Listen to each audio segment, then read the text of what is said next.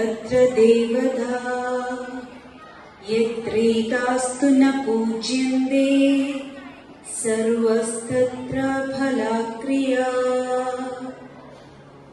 എവിടെയൊക്കെ സ്ത്രീകൾ പൂജിക്കപ്പെടുന്നുവോ അവിടെയൊക്കെ ദേവതമാർ കളിയാടുന്നു. സ്ത്രീകൾ അപമാനിക്കപ്പെടുന്നിടത്ത് ഒരു കർമ്മത്തിനും ഫലമുണ്ടാകില്ല.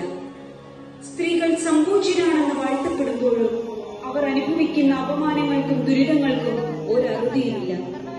ഉപനിഷത്ത് വാക്യം കാറ്റിൽ പരത്തി ധർമ്മച്യുതി അരങ്ങുവാഴുമ്പോൾ ഞങ്ങൾ അവതരിപ്പിക്കുന്നു ഇതിഹാസപുത്രി ദ്രൗപദി.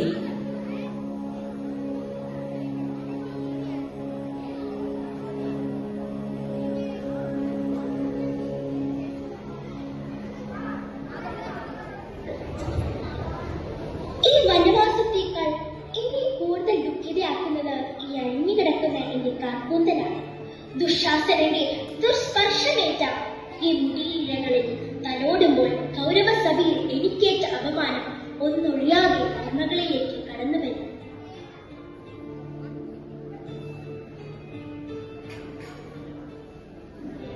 ഇനിയൊന്നും തന്നെ എന്റെ പക്കൽ അവശേഷിക്കുന്നില്ല. എന്റെ സമ്പത്ത്, എന്റെ രാജ്യം, അവസാനം എന്റെ അനുജന്മാരെ ഞാൻ പഴയ പണ്ടമാണ്. യാതൊന്നും തന്നെ അവശേഷിക്കുന്നില്ല.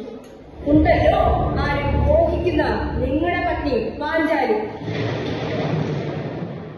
ഇല്ല, ഇതെനിക്ക് സമ്മതമല്ല.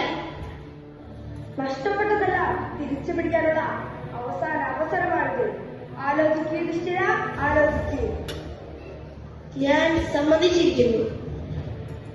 പകിട പകിട പകിട പകിട പകിട 12 ദാ പിടിച്ചോ. നോക്കൂ യുധിഷ്ഠിര, പകിട 12 തന്നെയല്ലേ വീണിരിക്കുന്നത്.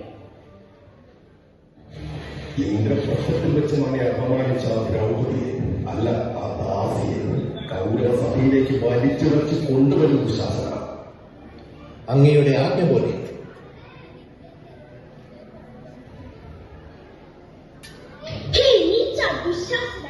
എന്ത് ധിക്കാരമാണ് നീ കാട്ടുന്നത്? പാണ്ഡവരെ അപരാധം ഒരിക്കലും പൊറുക്കുമെന്ന് നീ കരുതണ്ട. അപരാധമോ? നീ ഇപ്പോൾ പാണ്ഡവരുടെ പത്നിയല്ല, കൗരവരുടെ ദാസിയാണ്. വെറും കൊട്ടാരം ദാസി. ധ്രുവത്തിന്റെ പുത്രിയും പാണ്ഡവ